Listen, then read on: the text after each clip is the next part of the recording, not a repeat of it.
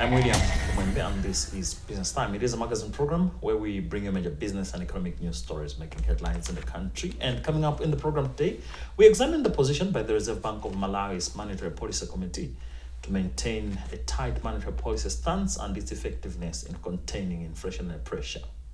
And also in the program, low tea output affects Malawi's footing on the international market. We have a report. We have these and other stories. Stay tuned if you can.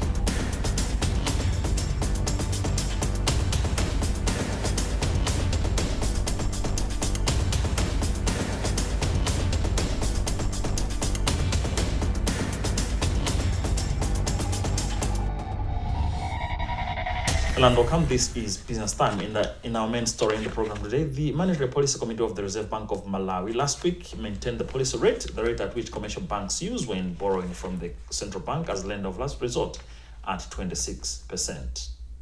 The decision was made during the MPC State Meeting of 2025 held on July 30th and 31st to review recent economic developments and assess the inflation outlook. In a statement published last week Thursday and signed by MPC chairperson, who is also governor of the Reserve Bank of Malawi, McDonald Mafuta, the committee noted a decline in inflation from 30.7% in February 2025 to 27.1% in June as a key factor to arrive at the decision. But for months, the central bank has maintained a tight monetary policy stance in an attempt to contain the inflationary pressure that has been exerting more pressure in other aspects of the economy.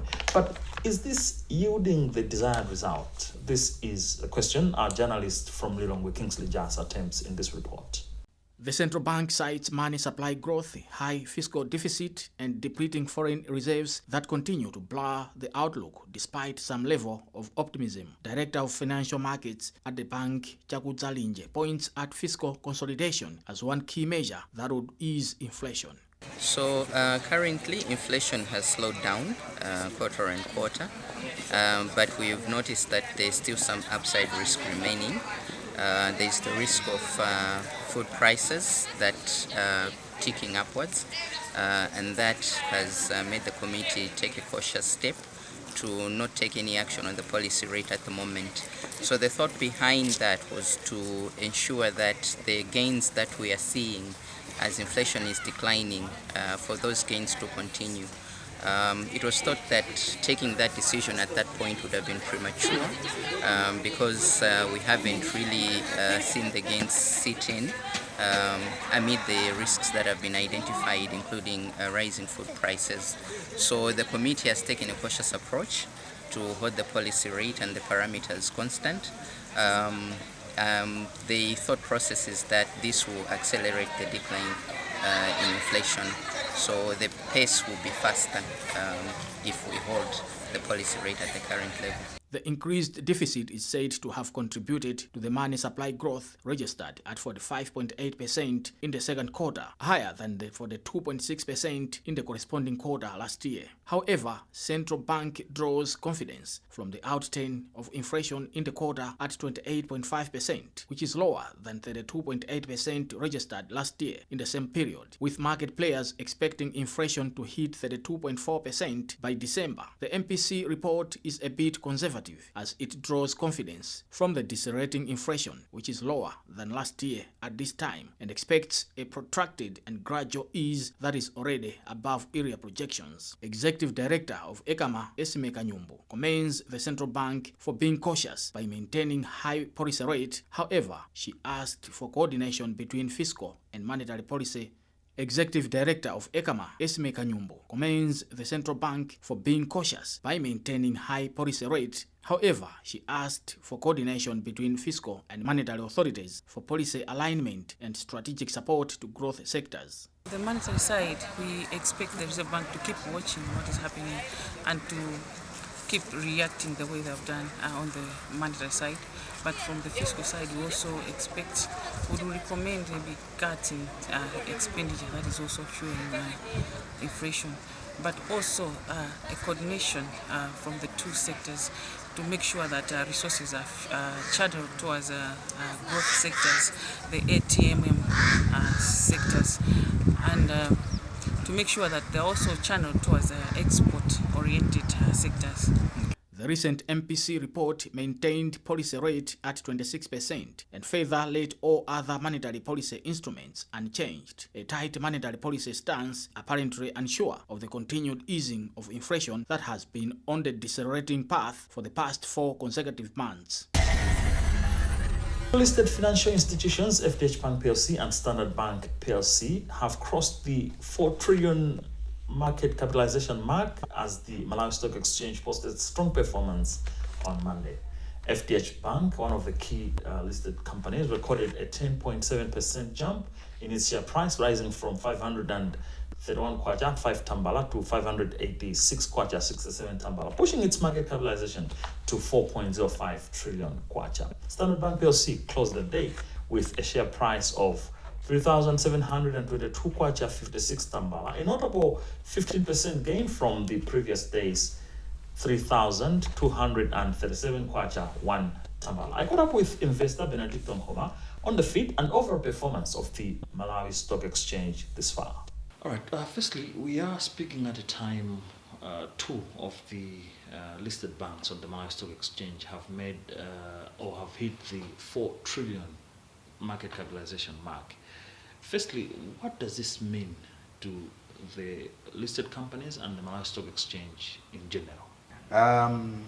There are several issues. The first one, I think, for me is that most investors have got confidence with the stock market. The second one is that most investors have seen earnings and future earnings for those banks and indeed the whole market. That's why you find that the prices have been going up.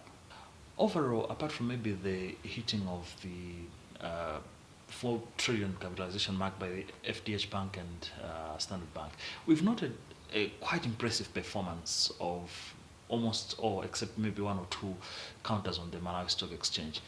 What is your impression, what is your take regarding the overall performance of the stock market year to date? When you look at the performance of the Malawi Stock Exchange, it has been phenomenal. Last year we were only second, I think, to Kenya in terms of performance. This year to date, as at 31st of July, the Malawi Stock Exchange is number 1. The returns at 129% from January to date. So it's been phenomenal. The performance is amazing. So there are several issues. The first one is that there's been a lot of awareness for the public to know what the Malawi Stock Exchange is all about. But also there is a lot of demand, and we've got a few counters on the market. These companies that are on the Malawi Stock Exchange are properly managed, the governance structures are there, and they are doing exceptionally well. Year on year, they are registering 100% profit. That can't be unnoticed by the public. So they're just responding to the performance of those institutions that are doing very well. We've noted there is some growing or increasing appetite for investment, apart from maybe the entities that you already alluded to, but individuals or the public is also showing some level of interest to invest on the Malawi Stock Exchange. Number one, what's your take in terms of understanding on trends on the Malawi Stock Exchange? And number two, the interest of the general public to invest on the Malawi Stock Exchange? For me, I would like to advise them to get guidance from the stockbrokers. What I've noted is that sometimes investors get emotional, and the moment they hear that this counter is doing well, or indeed the prices are going up, they push, and sometimes they actually disregard the advice from the brokers or indeed asset managers. They'll say, you know what, I still want to buy this share, I still want to buy this share, without really getting the gist of the matrices of that of the performance of that company. What is key is to get guidance and ask them which 4 counters or which 5 counters can I invest in. But the other thing is that they should not have a short-term view, because investing on the stock market is not betting. much as indeed when you look at it, it's like you're putting a bet hoping that the company is going to do well. But it's a marathon, it's not a sprint. So you really need to have patience.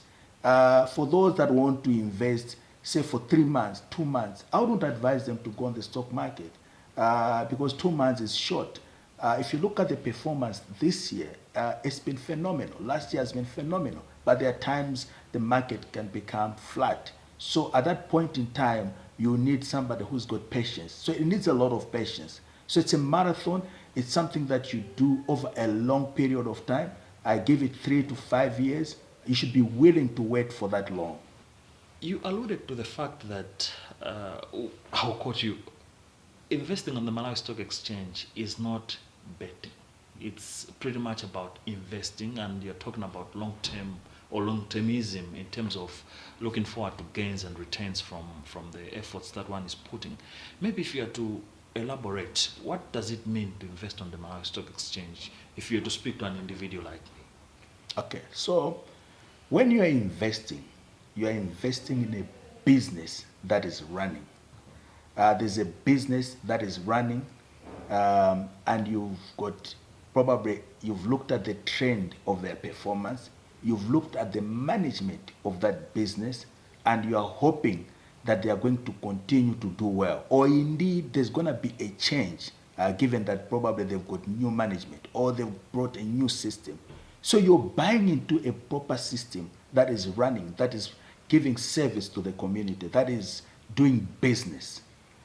Betting is a game of chance, where you put a bet, you lose or win. That's the difference. In terms of the mindset, as an investor, you have to put in a lot of thought. What is it that the institution is doing? How is it going to benefit me as a shareholder? How much dividend are they going to pay? What is the capital growth in terms of the expectations? What is the PE ratio now? What is the forward PE ratio? Or you indeed ask someone else, an advisor, what is it that this institution look like? In betting, you just bet. It's a game of chance. You win or you lose. In the stock exchange, you are buying into an institution, into a system that is running. This is Business Time, a magazine program in which we bring you major business and economic news stories making headlines in the country. My name is William Kumwembe. We'll be right back.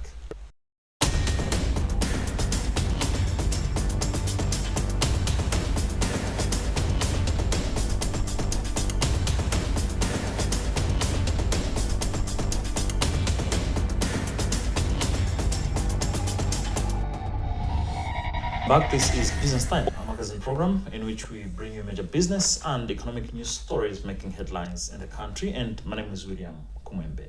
Moving on with the program, the Tea Association of Malawi says the country's tea industry is struggling to maximize gains from the export market due to low production levels and quality-related challenges that the industry has been facing. Malawi produces between 45 million and 50 million kilograms of tea annually, with 98% of the yield exported. However, the association's board director Amos Suluma said although this year's production remains consistent at over 45 million kilograms, the quantity is still considered low on the global stage, impacting export prices. Benedetta Chiwandamia has the whole story. Suluma said tea prices on the international market have not improved significantly, averaging $1.15 and $1.20 per kilogram for primary and secondary grades. He added that Malawi's status as a landlocked country further exacerbates the situation, increasing transportation costs and making local tea less competitive internationally. The performance has not been very good because mostly in Malawi it's a rain-fed agriculture. So in a year where the rainfall has not done well, our production goes down. So our production ranges around 45 million kilos in a year to 50 million kilos in a year. So this year, at least we are touching around way above 45 million kilos of tea for the whole year. The only challenge is that the prices have not been improving, they have been stagnating. This is due to the fact that our main competitor in Africa, which is Kenya, they have done a lot of production. So since they are on an advantage that they are already sitting at the port, their prices are a little bit lower. So that has affected us in a way to say that most of the volumes have not been picked. Yeah, the prices could be averaging around $1.15, $1.20 per kilo. Looking at what we call the primary and the secondary grades. The solutions, more especially, could be improving the quality. Whether you can produce a few kilos of tea, but if the quality is not up to date, then buyers cannot come. So what we're working on is to make sure that we're improving our production quality so that we can still attract those buyers who are going into other areas. Malawi produces an average of 45 million kilograms of tea annually, and about 98% of the yield is exported, making tea the second largest export crop to tobacco. Another business news, Icon Properties PLC says the challenging macroeconomic environment is negatively affecting its business operations, particularly in the area of rental revenue. Speaking on the sidelines of the company's annual general meeting, which was held in Blantyre recently, board chairperson of the firm, Eric Chapola, said the property firm continues to face difficulties in collecting rentals, prompting it to restructure rental agreements. Despite the tough environment, Icon Properties recorded a profit after tax of 24.4 billion kwacha in the year ended December 31st, 2024, up from 19.2 billion kwacha in 2023. Benedetta Chiwandamia attended the annual general meeting from where she filed this report. Speaking on the sidelines of the company's annual general meeting held in Blantyre, Icon Properties board chairperson Eric Chapola described the environment as tough for businesses. Chapola said the property investment firm is facing difficulties in collecting rent, prompting it to restructure rental agreements. Despite the tough environment, Icon Properties recorded a profit after tax of 24.4 billion kwacha for the year ended 31st December 2024, up from 19.2 billion kwacha in 2023. The company also declared a final dividend of 1 billion kwacha for 2024, representing 15 tambala per share, an increase from 14 tambala per share declared in 2023.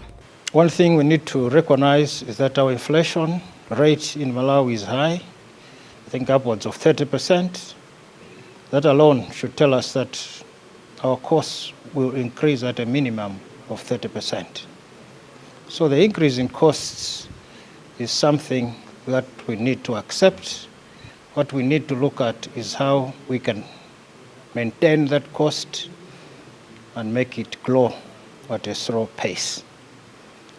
In terms of the dividend, we acknowledged that our dividend is not as high as our shareholders expect, but we did say that they need to look at the future. We have projects in the pipeline. We have the hotel project by the Lilongwe Golf Club that is coming to completion early in 2026. We have a project to build the NICO headquarters in Lilongwe.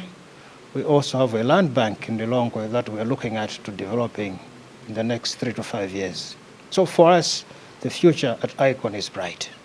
The environment is tough for every business. For our business, perhaps the biggest challenge we can point out is we see that we are being challenged in the collection of our rents. People are having difficulties to pay rents. So we having to structure rental payments.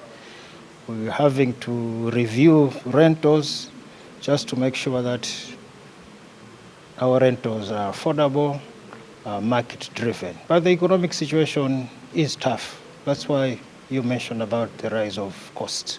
It's a reflection of how our economy is performing. Minority Shareholders Association of Listed Companies, Misaliko General Secretary Frank Harawa, expressed concern over the company's stagnating share price growth. He also urged Icon to enhance its public visibility to attract prospective shareholders. We've got 16 companies listed on the Malawi Stock Exchange in the names of National Bank, Standard Bank, TNM, Airtel. When somebody goes to the brokers to buy these shares, it is easier for them to identify with these companies as compared to Icon. So we are saying there is a need for more awareness, and we also need to tell our people that there are Malawians like us who are owners of this company by buying shares in that company. So it's our company, it's here, it's a property business company, and that awareness has to be known. They think the name Icon is something maybe foreign, but it's a Malawian company in property business, and we want everyone to know about it. And it's a profitable business. It's got few challenges, but it's a promising business. When we buy shares as shareholders, we look at those two things, dividend and capital gains. So we've noted that, there's been at least poor payment of dividend. The other companies, they don't even pay dividend. But in this case, we felt like there is a need to work very hard on the issues of dividend by looking at maybe our expenditures and so forth. But also, when you pay dividend, it entices people to come and buy those shares. So there is a need to look to that seriously, and the name itself, so that there is excitement. Responding to shareholder concerns, Icon Properties Chief Executive Officer Washington Chimozo assured shareholders of the company's strong future outlook. Insert Chimozo. Well, with that story, we've also come to the end of today's edition of the program Business Time. It is a magazine program where we bring you major business and economic news stories making headlines in the country. On behalf of the entire production team, my name is William Kumwembe. Thank you for watching, but always remember, if it doesn't make money, then it doesn't make sense. Stay safe and goodbye for now.